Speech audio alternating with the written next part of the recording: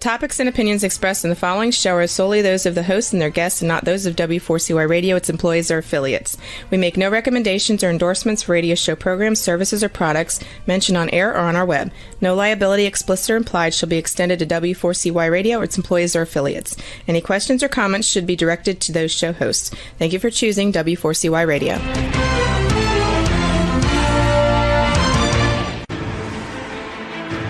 What's working on purpose anyway? Each week, we ponder the answer to this question.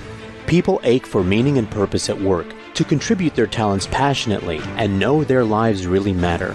They crave being part of an organization that inspires them and helps them grow into realizing their highest potential. Business can be such a force for good in the world, elevating humanity. In our program, we provide guidance and inspiration to help usher in this world we all want, working on purpose. Now, here's your host, Dr. Elise Cortez.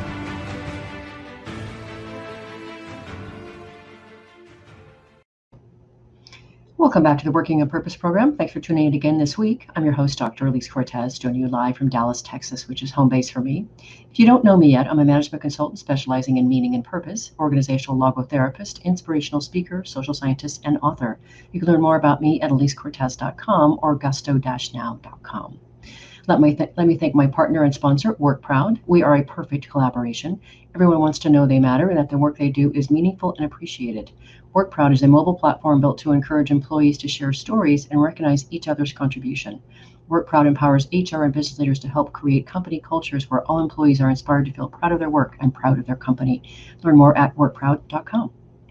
With us today is Swati Thiyagarajan. She's an Indian conservationist, documentary filmmaker, and environmental journalist. She's a core member of the Sea Change Project in South Africa, an environmental editor at the Indian television news network of NDTV. She is the author of the book Born Wild, Journeys into the Wild Hearts of India and Africa. She's the associate producer of the Oscar-winning documentary My Octopus Teacher, and also produced The Animal Communicator, featuring Anna Breytenbach, who is an interspecies communicator. We'll be talking today about the work she does as a conservationist, film producer, and author. She joins us today from Cape Town, South Africa. Swati Vanakam, welcome to Working on Purpose. Thank you very much for having me, Elise. It's great to be on. Thank you. And is your first language Tamil or Hindi? Well, actually English. Although I grew up in India, my whole education system was pretty much from the beginning, it was in English. Tamil is my mother tongue, so I do speak it. But even at home, for most part, my parents and I spoke English and occasionally sort of fell into Tamil. And Hindi being the, sort of the predominant language in Delhi. So when I moved to Delhi, I sort of learned to speak it, plus it's taught to us in schools. I can't claim great proficiency in it, but yeah, enough to communicate. It's so beautiful. I learned about 25 words of Tamil when I was in India in 2014. So knowing a little bit about your background, I just had to have at least a word in there for it. So thank you for indulging me. So Vanakkam was very well said. Thank you. I loved that word. It is so beautifully welcoming the way it's said, and I receive it as such. So I'm glad that you caught it the way I meant it. So to situate this conversation for our listeners, I want you to all understand that I'm originally from Oregon, which is a state that's known for environmentalism. I, of course, live here in Texas, but I also had the opportunity in 1992 when I was living in Rio de Janeiro to be part of the 92 Rio Earth Summit that the United Nations Conference on Environmental and Development had convened. And I got to see nations from all over the world come together and work on this notion of how do we address the problems of the environment. So at the time I was doing my master's degree, and so I focused my thesis on the political, economic, and social factors contributing to the Amazonian deforestation. So I do certainly care about the environment and sustainability in the world. And I also really care about consciousness, which is how I want to situate this conversation. So with that, Swati, that's one of the many reasons I wanted to have you on. I got so much from the various works that you've done in the world already. I'm thrilled to have you. Thank you so much, Elise. It's great to be on. So when I'm out speaking to audiences, Swati, so often I pose the question to audiences, what will you do with your one precious life? And as I really got present to the work that you were doing in the world, it really strikes me you are really doing something with your one precious life. You have at least, I would guess, another 50 years in you, and you've already done so much. And so what I'm interested in knowing is, what are you pouring yourself in today? What do you really stand for? What do you really care about today? So right now at present, I'm still a conservation journalist. That's who I've been from the beginning. That's the foundation of everything that I do. But I have, worn different hats. I've been an author. I've been a documentary filmmaker. But right now I work for the Sea Change Project. And the Sea Change Project is a not-for-profit organization. It essentially works for ocean conservation, essentially for the long-term conservation of the Great African Sea Forest, which is the wonderful habitat that is showcased in the film My Octopus Teacher. So our big first step as the Sea Change Project was to firstly come to the realization that people, not just around the world, but in Cape Town, did not really know what the kelp forest was all about or what it was even like. And so that there was a lack of awareness. There's not that much science around kelp forest. Few fantastic scientists working, but not made that public. And for us, the Great African Sea Forest, which is what we've named our kelp forest, which is right here, this unbelievable wilderness on our doorstep, inspires us every day. We're in the water every day. There's all these extraordinary animals, this extraordinary ecosystem. It's like an underwater forest. Think of a forest on land with all the animals and birds and imagine it filled with water. That is exactly what the Great African Sea Forest is beneath the waves. So that's what Sea Change is focused on, working on. We're also working towards a global alliance to try and bring attention to kelp forests around the world. So that's the sort of trajectory I'm on right now. It's so beautiful. I definitely got very present to that by watching My Octopus Teacher 8 times, by the way. And I keep going back because there's just so much more to learn from it. And I will continue to watch it. And I keep telling everybody who will listen to me, you need to watch this film. It's amazing. But I want to start first with your book, Swati. It's so beautiful. And I loved how you wrote about each of the chapters, and starting with the core predator. But you wrote chapters on tigers, lions, and leopards. And by the way, leopards have always been incredibly alluring to me. They're just so graceful and strong and intelligent. And I just loved how you really brought us into them to understand them. It was beautiful. And I also, of course, being who I am, I'm a social scientist and a meaning and work researcher. And I love how you feature your uncle Siddharth and your father as your early initiators of your love and stewarding of nature. And so to me, it really showcases the powerful route through which we can find our purpose early in our life through our passion and people who will help us nurture that. But I'm only deducing here that this is actually your purpose. You may actually say it differently. How do you consider, how would you articulate your purpose? So I was very lucky that my father took the time to spend that much time with me in wilderness, and his best friend, who was an ornithologist, my uncle Siddharth, took so much time to spend with me, taking me into the wild. And it was really between the two of them that I learned how to be happy in the wild, and learned that is my original home, that is the home that I belong to, that all of us belong to. And it was such a defining, inspiring, joyous thing for me as a child. And that's what's sort of driven me all this while. So if I have a purpose, it would possibly be to be able to share with people just how much joy and purpose and passion nature actually brings to each of us, and what it means to be deeply immersed or reconnected with nature in a meaningful way. And I think that today, especially in the world that we live in, sort of in this urban environment, sort of surrounded by technology, trapped in these fast-paced lives where we're just trying to get ahead and do things, and everything is commercial and capitalistic, and it's all about getting ahead and getting ahead and getting ahead. I think we've kind of forgotten that we are the human animal, that we are nature, and that this biosphere is our home, and that everything that we think we're so clever about, all this technology that we've created, these systems that we've built, these belief systems in terms of faith and philosophy that we've created, the definitions we give ourselves, all of it is built on a foundation of nature, because that is who we are. And for me, the amount of peace and well-being, good health, mental well-being, just joy and inspiration and hope that nature gives me every single day, to me, it's very important to be able to share that with people in order to at least get people to look around at the world around them, even if it's just 20 minutes to 30 minutes a week even, but to have that much meaningful connection with that world that birthed you, that actually nurtures you right now. And the only reason that we survive, every bit of air that we breathe, every bit of food that we eat, every sip of water that we take comes from the natural world around us.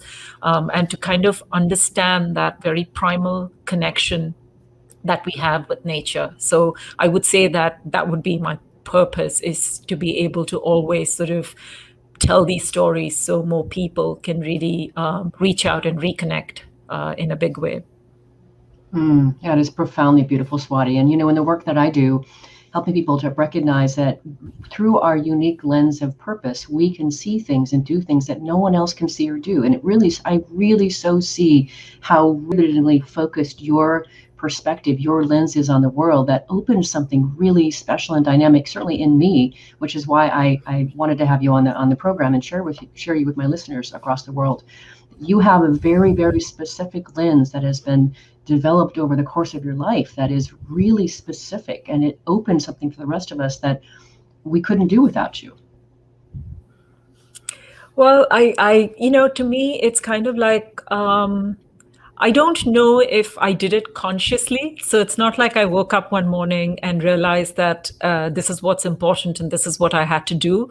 As I said, I was very, very lucky that it flowed organically, because before I could define many other things, I knew nature. I was all of 3. Or even maybe younger when I started being taken out into nature. And I think that is also very key. It's getting children into nature, to get children to understand how important this world is around them. Because every child, and I say this all the time, every single child that is born in this planet is born wild. That's why I call my show Born Wild. We are all born wild. And that act of birthing, we are as wild as any wild animal that is born. You could be born in a hospital. Technology could help your mother deliver you. You could even be a baby formed in a test tube. It doesn't matter. The birthing process is one of the wildest processes that there still are. And when you come out as that baby, you're as wild as anything else. It's life, and it's the rules that we've made, and it's the roles that we choose that domesticates us in a sense and takes that wildness away. And I think that's such a loss to who we are as humans. And I think it's this great nature disconnect. Some great authors have called it the sort of the nature deficiency disorder. I find that is perhaps one of the biggest reasons for why, as humans today, across the board, across the planet, there is so much fracture, so much anxiety, so much depression, so much uncertainty, fear. It's because we've lost sight of what is our original design. This beautiful feedback loop that we had with this wild world around us, a world that basically opened up and said, you belong. This is your home. It's like the philosopher J. Krishnamurti, who influenced me in Rishi Valley and then through my life, because as you would have read in the book, my father and Uncle Siddharth were also very much into the Krishnamurti philosophy. One of the very profound things that he talks about is how the fundamentals of violence, for example, starts in the way we define ourselves. So the minute I stand up and I say, I'm an Indian woman, Hindu, doing this or doing that, or of brown skin and all of it, all that language is the precursor to violence. Because when I'm doing that, what I'm doing is I'm othering everything else that is out there in the world. And the minute that othering begins, the violence begins. And Krishnaji would always say that kind of definition and holding on to identity and having and needing that identity came from this disconnect that we have with nature. Because if one thing nature teaches you is that we're all children of this planet. We're all born wild. It doesn't matter what race, what religion, what creed, what philosophy, what caste, what country, anything that we belong to. We are phylum chordata, class Mammalia, kingdom Animalia. We are the human animal. So no nation states, no nation borders, no color, caste, race, nothing. Nobody can tell you that you do not belong, because you belong. This is your home. You are nature.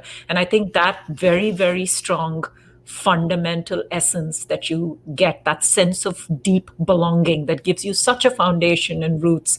I think it's incredibly crucial to have that. And it worries me when children today don't have that.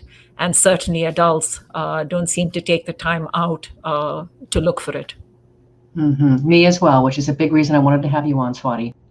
Time for a short break. I'm your host, Dr. Elise Cortez. We've been on the air with Swati Thiyagarajan. She's a conservationist, documentary filmmaker, and environmental journalist. We've been talking a bit about how she got into this conservationist space. After the break, we're going to learn more about her documentary, The Animal Communicator, and also her book, Born Wild. Stay with us. We'll be right back.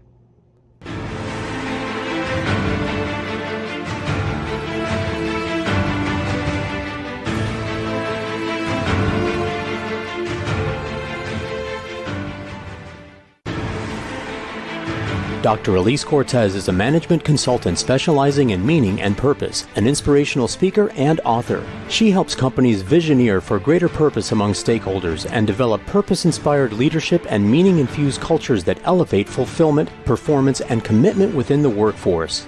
To learn more or to invite Elise to speak to your organization, please visit her at EliseCortez.com. Let's talk about how to get your employees working on purpose.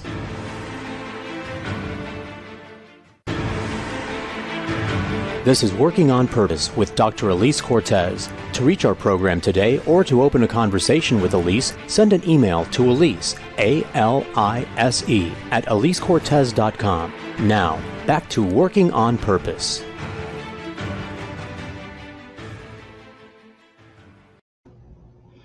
Thanks for staying with us and welcome back to Working on Purpose. If you're just joining the program, my guest is Swati Thiyagarajan. She's a conservationist, documentary filmmaker, environmental journalist. She is the associate producer of the Oscar-winning documentary My Octopus Teacher and also produced The Animal Communicator featuring Anna Breytenbach, who is an interspecies communicator.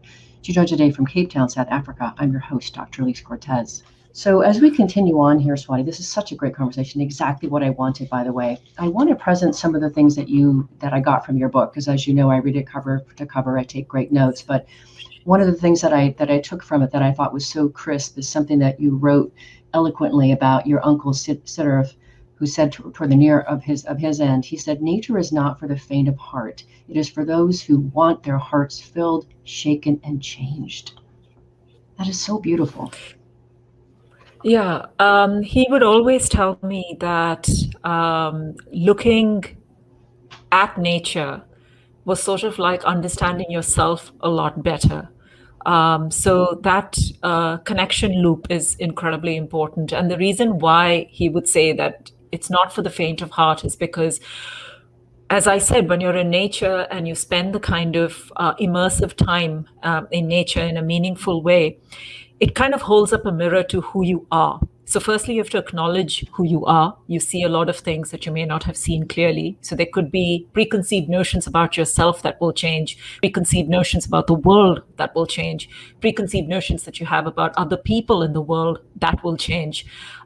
Because what nature shows you is you in your rawest form and life in its rawest form. And the fact that life is precious and it's beautiful and it's everywhere, and that everything is part of this one big throbbing source of life, which means we're all connected and we're all one.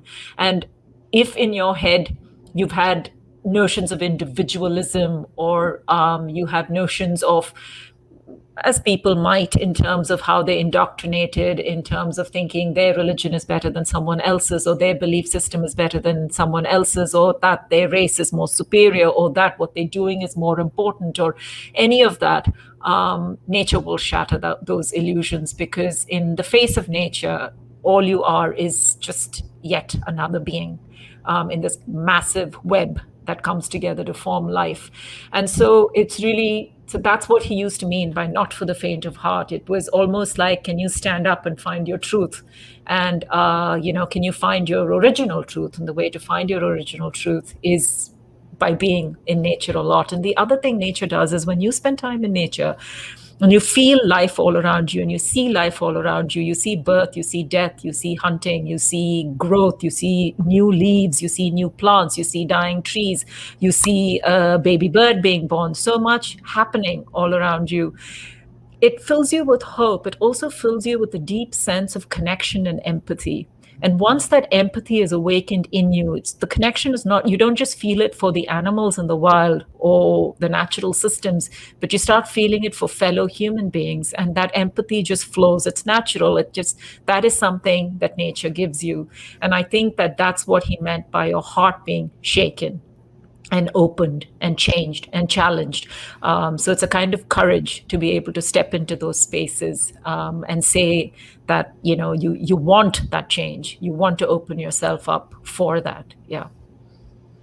Ooh, that was so much better than what I just took from the book. Thank you for adding that in there, Swati. That was gorgeous. That whole other level there for me. And you're right. One of the reasons I wanted to have you on is because I do feel, I share your sentiment that people are missing the opportunity to connect with nature, and they're missing that essential feedback mechanism and that sense that they're part of something much bigger than themselves. So this notion of reconnecting is important. You do that all across your life and all your 20 plus years experiences at Indie TV. But for those of us who don't have that spigot immediately available to you, the backyard that you live in, for example, what kind of a perspective, what would you offer to the rest of us who are living in these cement cities? What is astonishing, firstly, is to understand that even if you're living in a cement city and you're trapped between four walls, all the air that you're breathing is still coming from the fact that there is a biodiverse ecosystem out there that's created this biosphere that enables for you to breathe, that enables you to live. All the food that comes into your house, it's produced by insects and bees and butterflies and birds and little animals that go around spreading seeds and allowing for agriculture to thrive, allowing for fruits to thrive, vegetables, whatever it is that you eat, it's all coming from the natural world. Even if you're opening a tap for water, it's not invented by the tap, it's not invented by technology. That water is coming from this planet around you, and that water, what I love about water is when it rains, for example, every time it rains, what it reminds me of is the fact that, and this I mean living in a city, you can step out of your house and still feel and see rain. And next time you feel rain, just think that this is not new water. It's not new water that is falling out of the sky. It's the same water that has existed since the formation of this earth, when the gases cooled and they became the oceans. It is evaporation from the oceans that feeds the lakes and rivers that goes back into the sea. It's this eternal cycle of water. So when that raindrop hits you, it's the same raindrop that could have hit a dinosaur and gone down its neck. It's the same water drop that could fall or be exhaled out by a blue whale. It's the same water drop that would, could have fallen down ancient plants and leaves millions of years in the past, even before humans or human-like species we weren't even planned by nature or by the planet at that time. But it's the same water. That is how intrinsic and interconnected the whole system is. So to just even understand that, and then you'll be surprised when you decide to do anything that takes a little bit of thinking and a little bit of meaningful practice, just how much nature there actually is and what we think is a concrete city around us. There's still trees in parts of the city. There's still green areas in parts of the city. Even if it's just one tree in your neighborhood, that tree is still drawing water out of the soil that it's stuck in. It's still growing. The leaves are still reaching out to the sky. It is still photosynthesizing. It is still converting carbon into oxygen. It could be an evergreen tree, which means it's, in the middle of winter, it could still be green, or it could be a deciduous tree. And maybe you noticed in the fall that the leaves change color, and that in winter, it drops all of its leaves. You get to know the life of this tree, and maybe watching that tree allows you to see what birds come to that tree, or what insects go up and down the tree trunk, or what lives in the soil that the tree is standing in. So once that you open yourself up to that and you start sort of really looking at life around you and not separate to you, seeing that you are part of that life around you, automatically when that curiosity gets kindled, then slowly you'll find yourself seeking more. So the spigot, in a sense, would be that open up that curiosity, turn that on for yourself, find it. So to me, it's distressing that children today will recognize or see more cars in one lifetime than they will animals. Children will recognize 5 brands more, better than they will 5 birds. Children will recognize 5 celebrities more than they will 5 plants or 5, anything that's natural around them.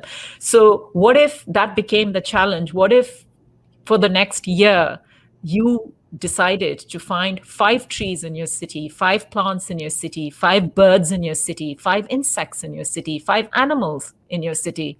Because suddenly your city will, what you've always thought of as home, will be so much more than just home, because all of this is what becomes or adds to what makes you feel like you belong. No matter where you are, where you could have come from, or where you could have settled down, it's that deep recognition that makes you feel like you belong. So it's making that effort. It does take a little bit of effort. You can't just.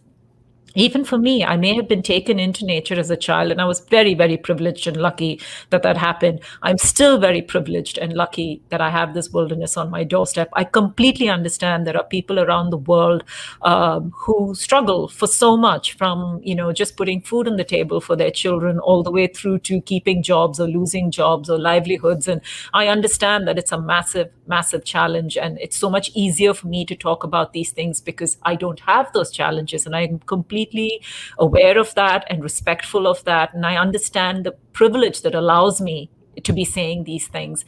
But even within that challenge, for your own self, for your own mental, spiritual, and physical well-being, take that curiosity, take that time, take that mindfulness, because it's incredibly, incredibly important. Mm-hmm. Oh, Swati, I was going to actually read something from your book because I think that what you write is so eloquent and so artistic and so colorful. But the way you just spoke is the way you write. So never mind. I'm not going to read anything. It's just, you already said it out loud. It's beautiful. Thank you. You're welcome. You're welcome. So great to have you here. So I want to talk next about something you write in your book that I think it's astoundingly important to talk about. And this is something that you talk about in a great lesson that you learned through the sloth bears, and the temptation to make the other the problem. I think this is so important. And so if you will share with us the dilemma of conservation and distinguish lifestyle from livelihood, and when it comes to involving the locals, especially in conservation efforts. So one of the I find the big tragedies, I would say, in the modern world that we live in is what I call, actually what other scholars have called, and I especially love the word, it's an epistemicide. So it starts there. We've kind of murdered, in a sense, indigenous knowledge and indigenous wisdoms. We are so caught up in how our education works and how we are modern thinking humans and how our science works and all of this. We think everything we're talking about is some modern new discovery, when actually all of it is rooted and embedded in deep indigenous wisdoms. And I think that not crediting those indigenous wisdoms, discrediting indigenous lives, livelihoods, belief systems, has to great detriment, really, I feel, to human progress, to the way we live, actually, and what we're doing to the world around us that sustains us. So that would be that is something that always I keep in mind. So when I in India, especially, when I spend time in wilderness and I spend time with a lot of our tribal communities, and I spend time with a lot of local, very, very poor communities that seem to, from my very privileged, educated lifestyle, seem to be leading a primitive life, in a sense, or a cruel life. Because if you take the sloth bears, as I spoke about, it's a group of people, one community called the Kalandars, who use these bears as dancing bears. And they would, make these bears dance. And it was ironically tourists from around the world who would watch these dancing bears and put money in the hat, if you will. And it's a very difficult life for the bears, because a lot of them are removed from their mothers when they're cubs from the wild. So it's a kind of poaching. Then they are taken into these human households, and because they grow to become really big animals that can be quite aggressive and violent, their teeth get taken out, their claws get cut. The rope that's in their nose is like a wound that never heals. So when the rope is in there and they tug on that rope, the pain actually makes them respond. So they're dancing because they're being handled by that rope.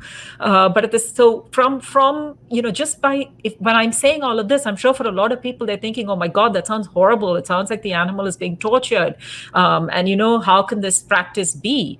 And that's what I thought when I initially saw it. It was when I spent time with the family and the whole perspective flipped, because I saw the elderly gentleman of the family share his food with his bear. And I knew that that family was pretty much going hungry 3 times a day, and they barely had any food to feed themselves. And whatever they had, they shared with their bear. They love that bear in their own way. In my very comfortable life, the way I will look after my dog, for me, everything that's happening to the bear is horrible.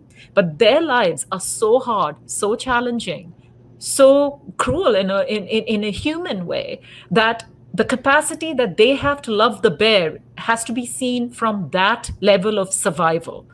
So they're not inherently cruel. They don't plan to be, hurting that animal. They'll be shocked if you tell them that you think that they're being cruel to their animal.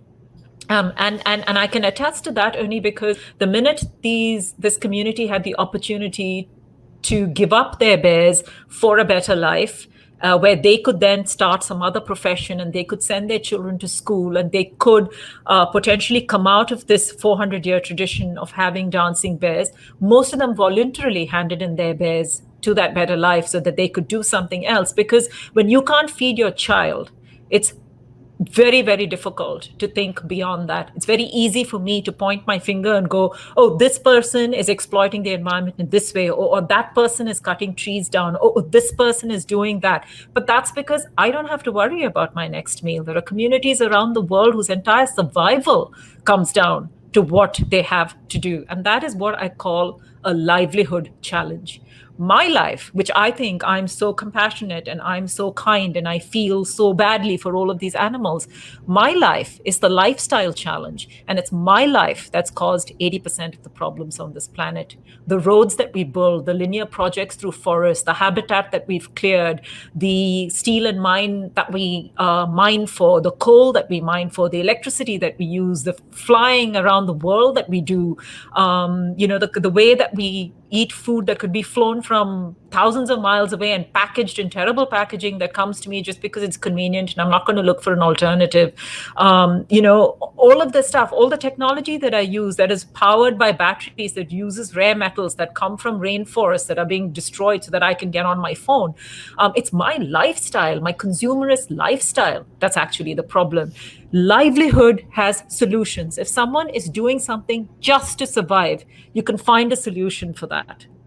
If someone is doing something because it's convenient and it's a luxury statement, that's a much harder beast to actually deal with, because it means me making a conscious choice and changing who I am to change my lifestyle. And that's always the bigger challenge. And local communities do what they have to do simply because they're trying to survive. And in most parts of the world, and this has been proven by science, most of the most extraordinary biodiverse habitats that we have are still in indigenous lands, not even in protected lands.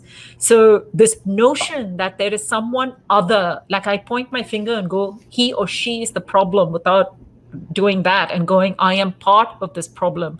And, I need to step up and change first. And then, we can work together to try and change things. So this is a very important, big realization that came to me through the course of my work as a journalist, is this notion that I had of me being a conservationist and saving the world. It's so arrogant because, that precludes the idea that I am part of the problem and I constantly am blaming someone else for it. And that just doesn't work. I really feel that this is a very, very important thing for most people to know. 80% of the problems on this planet are, in terms of climate change, in terms of all the big challenges that we have, is 70 companies.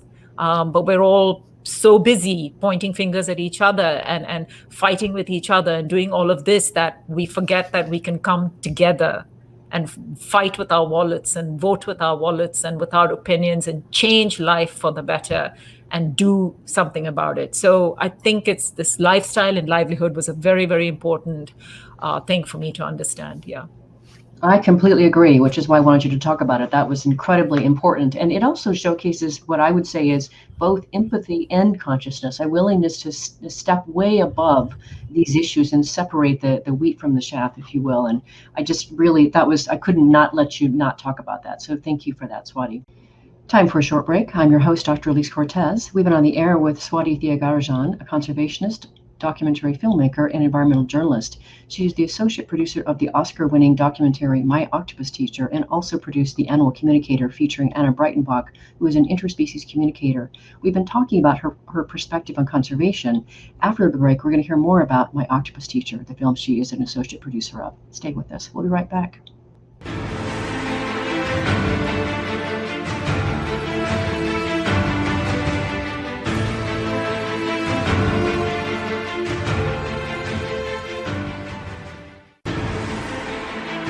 Dr. Elise Cortez is a management consultant specializing in meaning and purpose, an inspirational speaker and author. She helps companies visioneer for greater purpose among stakeholders and develop purpose-inspired leadership and meaning-infused cultures that elevate fulfillment, performance, and commitment within the workforce. To learn more or to invite Elise to speak to your organization, please visit her at EliseCortez.com. Let's talk about how to get your employees working on purpose.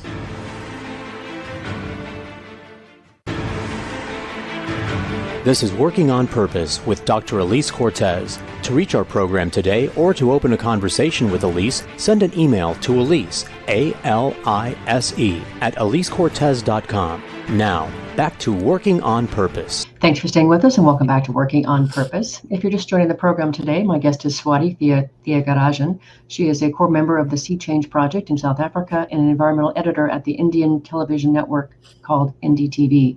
She's the author of the book Born Wild, Journeys into the Wild Hearts of India and Africa. She joins today from Cape Town, South Africa. I'm your host, Dr. Elise Cortez. So now I have to tell you, of course, you already know this, but because we had this great conversation, but the whole reason we're even sitting together here, Swati, is that I found My Octopus Teacher last fall, thanks to a friend who knows all about meaning and purpose. I watched it, and then I watched it again. I thought, this is so amazing. I was having at that time conversations with a woman named Ellie Tahar in New Zealand. She and I began speaking some time ago during the pandemic, and she is just amazing. She's the founder of the Conscious Trader in New Zealand. And I told her, have you seen this film? And she's like, yes, I have. It's amazing. And I said, I want to talk with somebody from that organization. It's so amazing. I want to somehow connect and bring it to the world. And she said, true Ellie fashion, let me see what I can do. And she finds you. And the three of us have this great conversation one Saturday morning, 10 a.m. my time in Dallas. That afternoon, whatever it was, 6 p.m. or so, your time in South Africa, the next morning on Sunday in New Zealand, and talk about this. And I think it's just so amazing, right? So that's how this whole magic happened. So thank you again, Ellie Tahar. So when we go to the film, I told you when we first met that one of the big things that I keep going back to this film, Swati, there's so much in it, there's so much to take from it, is I keep going back. And as I said, I've seen it 8 times now, and I'll continue watching it. But the thing that I took away first and foremost is that our natural world, for me, this is what I got, is our spirituality. It's really our ultimate religion in many ways. And I don't remember what you and I talked about when I brought that point to you, but would you comment on that perspective and if that's at all close to what you were trying to showcase or how it lands for you? So I think really with the film, it was kind of like so what we really wanted to showcase was connection. And I think we wanted to showcase love. And we wanted to showcase how that love and connection in nature, all three together, can save your life, save your health, the way you are. Because as I said, there's this whole idea of the nature's mirror. It holds up this mirror to you. And I think so through Craig's personal journey, when he was going through the challenges that he was going through with burnout and anxiety and depression, and not feeling at the time, because you feel so exhausted when you're going through those things, and you feel very shut down, and you feel like you can't, like you're in this gray space and you can't really reach out and do things. And I think for him at the time, it was important to be able to recharge and reconnect, especially with his family. That was me and my son, especially his son. And, because he had this great relationship with his kid, but in that time when he was feeling what he was feeling, he didn't feel like he could be a great father. And I think also not feeling that well physically, and to be able to go into that environment, to be able to be in that cold water, and then to have the experiences that he had, and then to have that relationship with the octopus, it changed his life. It changed all our lives, and it changed how we looked at the world. Because then the big question you have to ask yourself is, if a human can fall in love with a mollusk and a mollusk can trust a human, then what other wonderful things are actually possible, in life and in the world. And in a way, I guess if you looked at religion, and if religion is something that gives you a certain mental and spiritual strength, that gives you a kind of shining thread to hold on to in the middle of what is a pretty chaotic world that we've created around ourselves, and a pretty chaotic time that we are in right now with this pandemic. And if it can give you that foundation, if it can bring you a certain level of comfort, if it can make you believe that things will be okay and that life will go on, and that you just need to have faith and step forward. If religion can do that for you, then if you equate that with what nature does for you, I think it's pretty similar, because that's really what nature does. Is it always fills you with possibilities. It always shows you that no matter what, life finds a way. It always shows you that there's so much that is out there that is so much bigger than you and beyond you, but yet you're still a very important part of it. So it's not separate to you, So again, we come back to that sense of belonging, that sense of connection, that sense of knowing that this is home, and that, as bad as things get, we still have a chance to fix things, to make it better, to come together, to do something in order to just make life for future generations better. So I think that's really what the film was very much trying to say, was that wild places and wild animals are precious, that this is your true design and true home, and that you belong, and that a connection, love, is really, as cliched as it sounds, the best way forward. Yeah. Mm-hmm. Mm-hmm. Yeah, I got all of that. It's so beautiful. And the other thing that I got too, that that I think you're speaking to, but again, I don't want to put words in your mouth, is what I also got from watching your husband Craig interact with the octopus and really just tell her story and help us understand her, is I got this beautiful, tender interdependence that we all have together. And maybe that's the connection you're talking about. And actually, ultimately, this large ultimate intelligence of the universe that we all are a part of, and that we are impacted by, and that we also impact and affect. That was also very present for me. No, absolutely. So, just in my own life, when I'm in a really good space and I'm feeling strong and healthy, and I'm in a very good mental state, and I'm out in nature,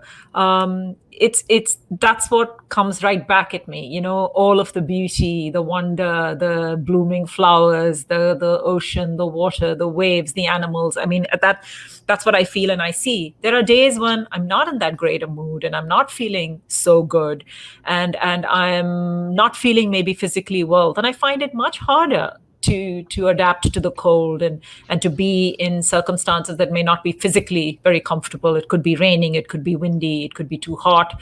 And those things sort of crowd into my mind, and I find it harder to be in the moment. But again, that's the beauty with nature, is that she does to be there, and then you have to push yourself past those things, and then again you come back to that reset and that healing, because to be in nature is to be very, very, very present. You have to pay attention to this moment. You cannot be caught up in stuff that's happened. You cannot be projecting into stuff that's going to happen. You can't be running lists through your head about what you're going to do today, or what tasks you have left, or what deadlines you have to meet, or what challenges that there are, or just in general, oh my God, the world is a mess. If you do all of that, you're going to actually, in many, many situations, put yourself in danger. So in the ocean, for example, I need to be absolutely connected to the waves, to the water, to the animals that I'm seeing, to the forest that I'm in. And I have to be completely 100% engaged to be aware of my surroundings. And that kind of connection, that deep engagement where there's nothing else cluttering your brain.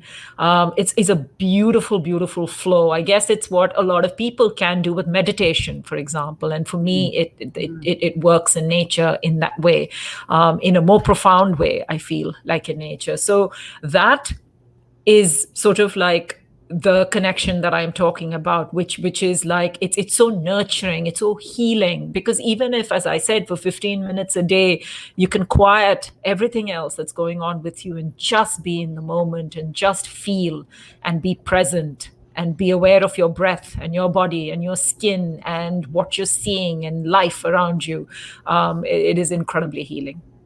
Mm-hmm. Yeah, and I wonder, what you've taught me so much already, just in your book and watching the animal communicator, and certainly my octopus teacher. And you another thing that you said in one of our conversations, or I guess the one conversation we had, is you use this, what I consider to be a very alluring term, called biological sentience. And I wonder if that's partly what you're talking about here too, this awareness and such. But I also wonder if there's something about this ability, is untapped, or maybe not usually spoken about, ability for us to, as beings, to be able to understand and sense each other. Help us understand this great phrase.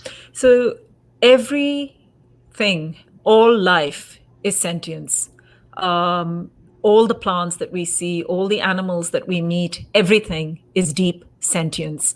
It has deep sentience. So when I made my Animal Communicator, the movie, The Animal Communicator, it was the extreme of what a human can do with that sentience. The way Anna is able to communicate with animals directly and get messages back from them directly. That is the extreme form of that sentience. For a lot of us, unless we spend a lot of time in wilderness and train and learn to trust our intuition and spend the kind of time that Anna has spent in wilderness, her life dedicated, doing what she does, of course, it's going to be much harder to either believe in that level of direct communication or be able to do it even if we believe, because it's all practice at the end of the day. You just get better with practice. But what is fact is the fact that the sentience exists. That a tree, when it's being nibbled on by a giraffe, when it's being over nibbled on, for example, will automatically release tannin into its leaves to make the leaves bitter so that the giraffe will stop eating it. Now, one tree doing that, you can say it's a biological defense. What's that got to do with sentience? That could be just survival mechanism built into the tree so it doesn't get grazed down to a nub. But it's not just that one tree. Every other tree in that line of trees, in that grove, in that forest will release tannin, because they know the minute the giraffe stops eating on this one, it's going to move to the next, and they all release tannin. How do they know?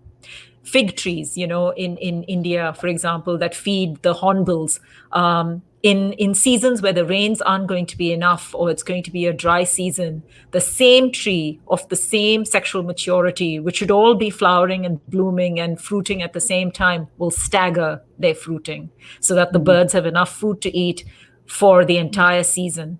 And the reason for that, of course, is also biological, in that these are the birds that eat the fruit and then disperse the seeds. So it's also the survival of the tree is built into that. But how do they all know? And how do they stagger it so beautifully that some of them fruit now, and then the next lot fruit, and then the next lot fruit? And the fact is that they do that when they know that there's going to be a struggle and not a very nourishing season for them to fruit through the entire season without the good rains. How do they know that? These are trees. And then we know there are scientists who've done wonderful work with the whole fungal network and the roots of tree systems, hidden life of trees, the mother tree and how she nourishes trees around her, how trees around a dead and dying tree will continue feeding nutrients to that tree to keep it alive, how by cutting one tree that we think is just a tree in a grove, we could actually be killing the grove if we've cut down the mother tree, who has all the knowledge and all the intelligence and all the biological experience of 300, 400, 500 years that she might have lived in that forest. So it is, and I'm mentioning trees a lot because it's easier to believe perhaps that animals are more sentient. Any one of us who've had cats, dogs, any pet, we know that there is a personality there. We know that there is intelligence there. You can't deny it. It just, so when I'm talking about trees, I'm trying to explain it to people as in, so sentience is in life around you and what that sentience should do. So you just tread on this world with a lot more compassion. Swati, that is just beautiful. We are out of time, but I want to give you the chance to be able to say in 15 seconds, what would you like to leave us with? I guess just that, just remember this. You belong. You're a child of this planet. You're the human animal. You are nature. It is not separate to you. This beautiful biosphere that we live in, which enables us to survive, survives because of biodiversity. Today, the loss of biodiversity is at a staggering rate. And so educate yourselves. Every day that you wake up in the morning, every choice that you make can make a difference. So I guess it's as Dr. Jane Goodall says, what kind of difference are you going to make? Because you are impacting things and you are making a difference. So choose, wisely. I would say that that's really important. And I know we always say, we only live once and we should go out and do stuff. But actually, the fact is you die once, as a very great man said, but you live every day. And every day you have that choice and that opportunity to make a difference. Yeah. Swati, what a beautiful way to finish. Romba Nandri, as we say in Tamil, thank you very much for being my guest. It's so beautiful. You're very welcome. Thank you. And You're listeners and viewers, if you want to learn, you're welcome, Swati. So beautiful. Thank you for just filling my cup all day and year. If you want to learn more about Swati and the amazing work that she's doing, maybe the best way to find her is just going to the seachangeproject.com. That might be the easiest way to get to her. Let's thank our partner and sponsor, WorkProud, which helps companies build a platform where your workforce receives meaningful feedback. And thanks for the work from people across your company. Thanks for staying with us. Remember that work is at least a third of our life. So see you next week for another episode. We hope you've enjoyed this week's program. Be sure to tune in to Working on Purpose, featuring your host, Dr. Elise Cortez, each week on W4CY. Together, we'll create a world where business operates conscientiously, leadership inspires impassioned performance, and employees are fulfilled in work that provides the meaning and purpose they crave. See you there. Let's work on purpose.